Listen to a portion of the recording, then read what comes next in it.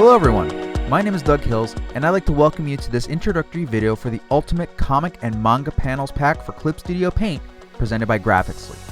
Now in this pack are a variety of different comic panel layouts which can be used directly for a comic book page, or perhaps just as inspiration for a layout if you happen to be feeling stuck with how to set up your page.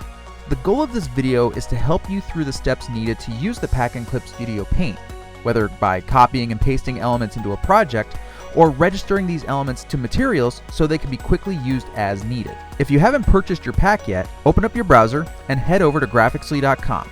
Select Add-ons from the main menu and select Panel Frames Pack. Once downloaded, all we have to do now is unpack our zip file. On the Mac, it's a case of double-clicking the zip file and everything will be extracted to a separate folder. For Windows, first click on the zip file. Then right-click and select Extract All. Choose the destination for the extracted folder and press the Extract button. Opening the folder, we can see that there are 100 different types of comic and manga panels available. And the styles are broken down into two formats. Layouts with panel gutters, meaning that there are small gaps or gutters between the panels, and styles without panel gutters. And these are broken down further into different layout styles. Angled panels, blockage, boxes, inset, overlap, and simple. And each set comes with a preview image that will allow you to see the types of layouts that are in each folder along with their file name. That way you don't have to search through every single file one at a time to find the one that you want. The frame layouts come in two file types: static PNG files, which means that the panel lines can't be adjusted, and Clip Studio Paint .clip files, which contain panel layers that can be adjusted with the Object Select tool. To open one of these files in Clip Studio Paint, I've found that the easiest method is to place a Finder or Explorer window above Clip Studio Paint, select an image. I'll go with Simple, and let's go with Simple 3. And then I just click and drag to the program. To add a PNG file to an existing comic book page, select the layer in the Layers palette, and then select Edit, Copy from the main menu. We'll come over to our sample comic book page, blank page here, Edit, Paste. And now I select Edit, Transform, Scale to reposition and scale the borders however I would like. Keep in mind that with PNG files, we're working with a raster or pixel-based layer. This means that the image quality of the lines will degrade if scaling up larger than the original size or if transformations are made repeatedly on the same image. That's just something to keep in mind when working with PNG files. When working with one of the Clip Studio Paint files, the process is going to be a bit different. It's not possible to copy and paste all of the panel layers at once to the comic page.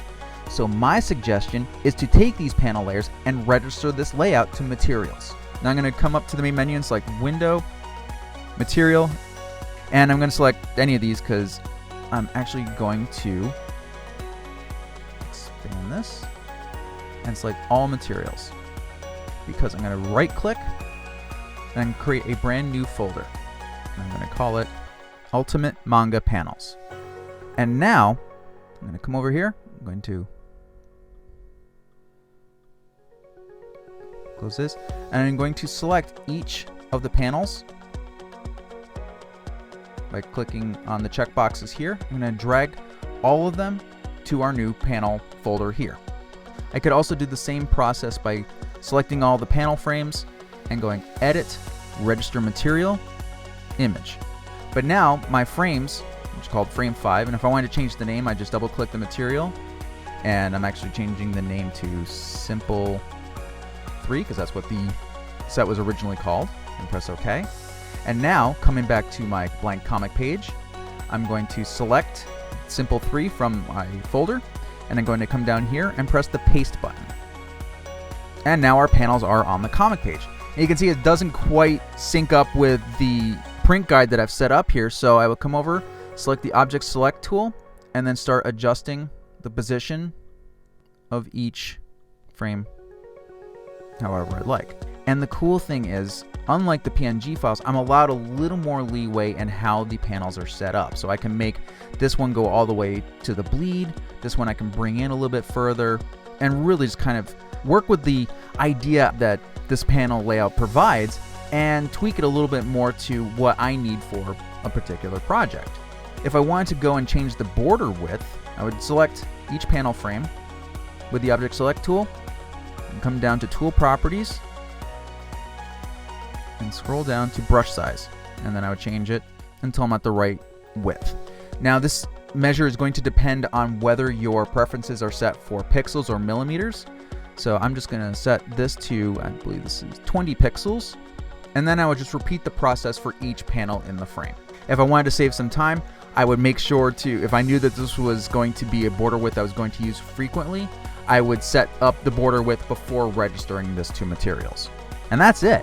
All that's left to do now is to repeat this process for any of the other layouts that I would want to add to Clip Studio Paint. And with that, I'm going to wrap up this introductory video. Thank you very much for taking the time to watch this.